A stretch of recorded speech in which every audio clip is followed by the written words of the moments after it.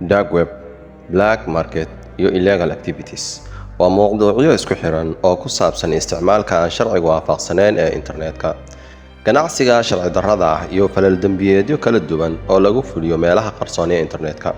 Muuqaalkani waxaan kaga hadli doonaa wax kasta oo aad kaga baahan tahay inaad ka ogaato suuqa madow ee internetka. Fadlan share garee channelka, sidoo kale subscribe haddii aad cusub tahay, like noo saar si aad noo dhiirigeliso. Waayahay ku soo dhawow barnaamijka dhammaystiran. Dark web waa qayb ka mid ah deep web, taas oo aan lagu heli karin aaladaha caadiga ah ee internetka sida Google ama Bing. Deep web waa qayb ka mid ah internetka oo ka kooban macluumaadka aan si furan loo heli karin sida emailska, xogta caafimaadka iyo kaydka gaarka ah. Dark webka si gaar ah wuxuu u baahan yahay barnaamijyo gaar ah oo lagu galo sida Tor browser. Isticmaalka dark web waxaa loo arkaa mid qarsoodi ah sababtoo ah waxaa lagu dhex socon karaa iyada oo aan si fudud loo aqoonsan karin cidda isticmaalaysa. Haddaba, astaamo gaar ah ayuu leeyahay dark webka. Waxaa ka mid ah inuu yahay qarsoodi. Isticmaalka Tor ama aaladaha kale waxay qarsoodi ka dhigaan IP-ga isticmaalaha, taas oo si aad u adag in la raadiyo meelaha laga soo galo. Astaamaha uu leeyahay waxaa ka mid ah daboolidda aqoonsiga. Dadka ku jira dark web waxay isticmaalaan aalado kale oo sirgaxan sida cryptocurrency, tusaale ahaan Bitcoin-ka, si ay u sameeyaan dhaqdhaqaaqyo ganacsi oo aan raad lahayn. Waxyaabaha sharci darrada ah ayaa ka mid ah astaamaha uu leeyahay dark webka.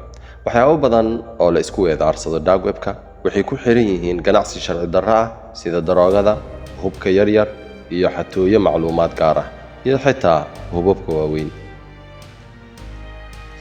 Black market trade ama suuqa madow. Black market trade-ku waa suuq sharci darro ah oo lagu iibiyo badeecooyinka iyo adeegyada aan sharciga ahayn ama aan laga heli karin suuqyada caadiga ah. Suuqan madow wuxuu ka jiraa labadaba meelaha caadiga ah iyo dark webka.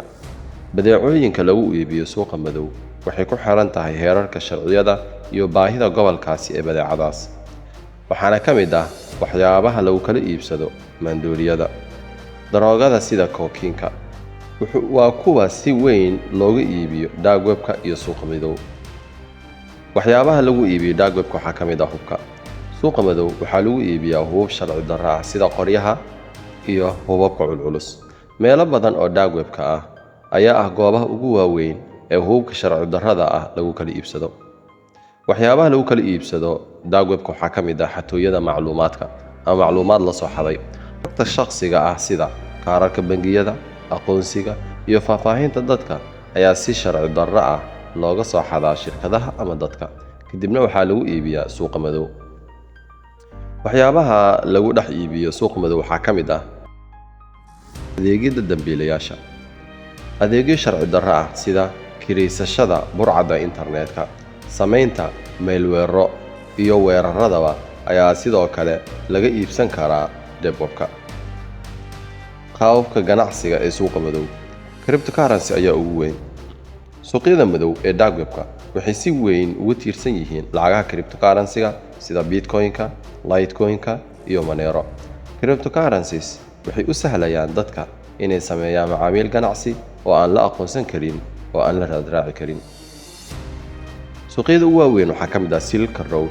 Suuqan ayaa ahaa mid ka mid ah suuqyada ugu caansan ee dark webka oo lagu iibiyo badeecooyin sharci darro ah gaar ahaan daroogada, kaas oo la xiray 2013 kadib markii la qabtay milkiilihii. Falalo sharci darro ah. Dark webku iyo suuqa madow waxay ku lug leeyihiin noocyo kala duwan oo ah falal sharci darro ah oo ay ku jiraan iibinta daroogooyinka. Iibinta iyo dhoofinta maandooriyaha waxay ka mid yihiin falalka ugu badan ee sharci darrada ah ee lagu fuliyo deep webka ama dark webka. Suuqyada daroogooyinka ee dark webka waxay ka shaqeeyaan ama waxay u shaqeeyaan si qarsoodi ah, iyadoo loo adeegsanayo cryptocurrencies si ay u fududeeyaan iibsiga iyo raridda daroogooyinka iyada oo aan la aqoonsan karin. Iibinta hubabka sharci darrada ah. Waxaa jira goobo lagu iibiyo qoryaha iyo hubabka sharci darrada ah sida qoryaha loo qaato dagaalada, bambooyinka iyo xitaa hubabka waaweyn. Suuqyada madow ee dark web-ka ayaa bixiya fursado ay dadku ku helaan hubka iyadoo aan la ogeyn cidda iibsanaysa. Xatooyada aqoonsiga iyo kaarka bangiga. Macluumaadka shakhsiga ah ee la xado sida xogta kaarka bangiga ama aqoonsiga waxaa lagu iibiyaa dark web-ka, oo waxaa ka iibsada kooxaha dambiilayaasha ah si ay u fuliyaan musuqmaasuq ama dembiyo kale ee dhaqaale. Hakarka. Adeegyada hacking-ka, weerarada internetka iyo adeegsiga malware-ka ayaa si weyn looga bixiyaa dark web-ka. Dadka doonaya inay weerar ku qaadaan shirkado ama qof gaar ah waxay si fudud u heli karaan dambiilayaal ku takhasusay arrimahan. Human trafficking. Taraafikada dadka iyo ka ganacsiga xubnaha bini'aadanka waa falal kale oo la ogaaday inay ka jiraan dark web-ka. Waxaa sidoo kale jira goobaha qaarkood oo ay adeegsadaan dark web-ka si ay uga xadgudbaan xuquuqda dadka. Weerarka internetka, cyber attacks. Qof kasta oo u baahan in weerar lagu qaado nidaam gaar ah, shirkad ama dawlad waxay heli karaan adeegyo hackeriska ka adeegsada dark web-ka, kuwaas oo ku xiraya qalab casri ah oo loo isticmaalo in la jabsado nidaamyada kombiyuutarka. Dagaalka looga soo horjeeda dark web-ka iyo ganacsiga sharci darrada ah. Dawlado iyo hay-ado ammaanka ee caalamiga ah ayaa ku howlan inay la dagaalamaan ganacsiga sharci darrada ah ee ka socda dark web-ka. Hay-adaha sida FBI-ga, Interpol-ka iyo Europol waxay isku dayaan inay jabsadaan shabakadaha ka ganacsada waxyaabaha sharci darrada ah. Howlgallada la dagaalanka. Waxyaabo badan oo dark web-ka ka jira waxaa laga qaaday tallaabooyin sharci darro ah. Tusaale ahaan, xiritaankii suuqii Silk Road ee 2013 iyo Alphabay oo la xiray 2017 waxay ahaayeen guulaha ugu waaweyn ee laga gaaray la dagaalanka dambiyada internetka. Tiknoolajiyada raadinaya. Inkasta oo dark web-ku uu yahay meel si adag looga qariyay, haddana dawladaha iyo hay-adaha tiknoolajiyada waxay adeegsadaan qalabyo iyo xeelado casri ah oo ay ku ogaan karaan dambiyada halkaas ka socda.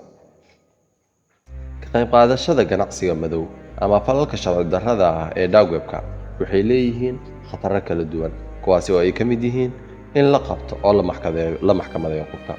Sharciga caalamiga iyo hay-adaha fulinta waxay si joogto ah ula socdaan waxqabadyada dark web-ka. Inkasta oo dark web-ku uu isku dayayo inuu ilaaliyo aqoonsiga isticmaalayaashu, waxay la kulmi karaan jabsasho ama in laga faa'iideysto xogtooda gaarka ah.